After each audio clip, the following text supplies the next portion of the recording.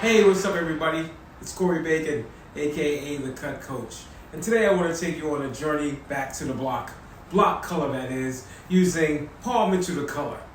Today I'm going to be working with natural curly texture, and I want to use Paul Mitchell the color because it has low ammonia, a wonderful beeswax base, natural shades, and ChromaLux technology, which is going to help do wonderful things with coverage. I'm going to start working on this fabric by first expanding the curl and sectioning to prepare for hair cutting. I'm going to cut a shag shape before I even color the hair. I zigzag section at the parietal before pulling forward with vertical sections from the side forward with elevation to create shape internally and preserve length towards the sides and back. As I get towards the very back sections, I slightly angle my finger position to extend more length and preserve the curl.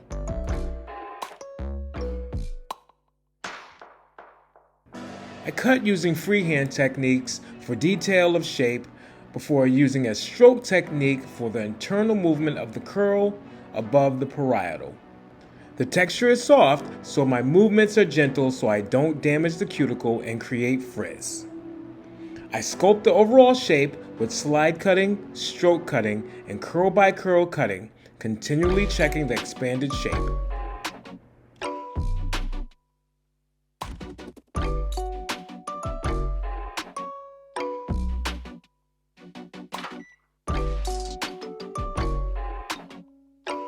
Then I brush the hair out again and section the hair for my block color application. I part the hair in diagonal forward sections from the crown to the temple and one large section in the crown to the nape. I use braids and twists to keep the hair in place and neat.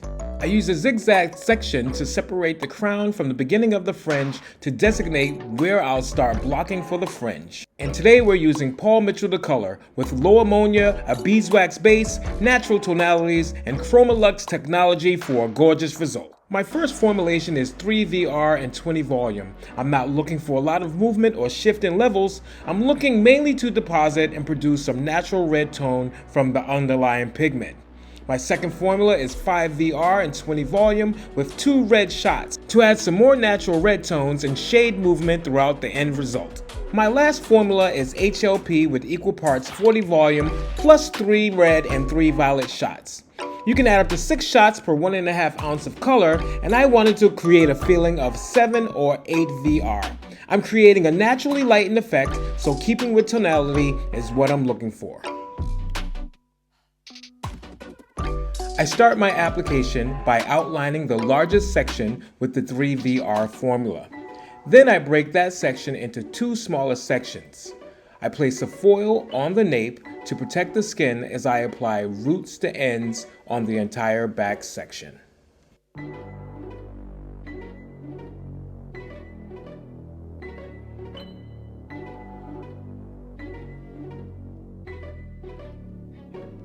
I continue using the 3VR formula to outline the side panels, using the 3VR to create depth in these panels. Then I alternate vertical sections of the natural hair color and the 5VR formula from mid to ends.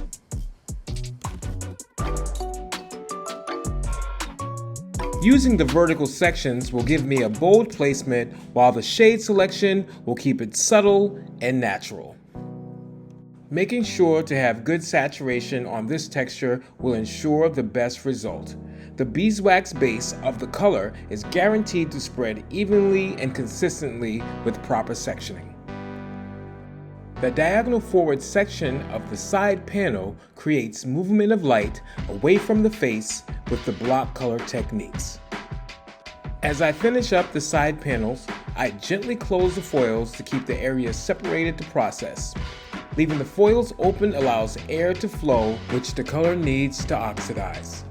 Next up, I apply the 3VR to the base of the zigzag section.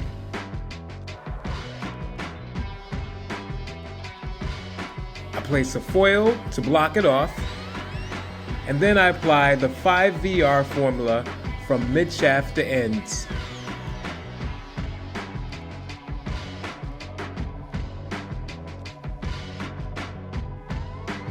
I outline the fringe area with 3VR, block off with a foil, and then begin to alternate the HLP formula, 5VR, and natural hair in separate foils, moving upwards towards the crown, making sure that the last section is my HLP formula to add a nice little burst of natural light.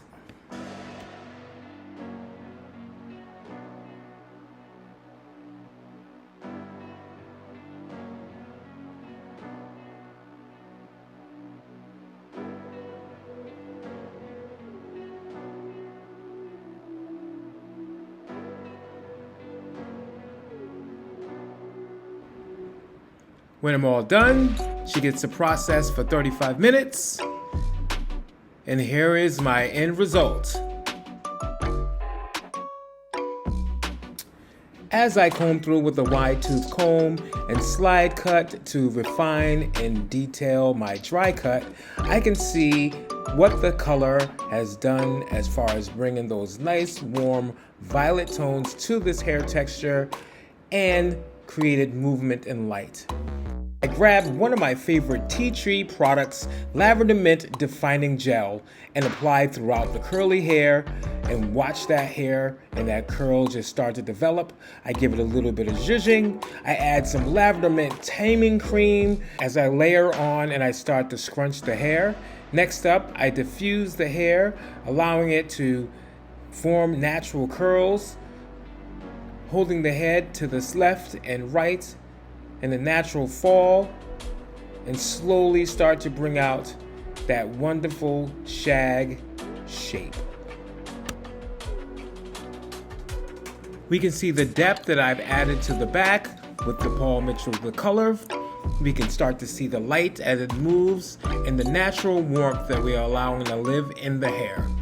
It's a wonderful shade and a wonderful transformation, bringing luster and life using the natural shades selection from Paul Mitchell the color, added shine, warmth, healthiness, and most importantly, gave some TLC to this natural, soft curl pattern. I hope you enjoyed.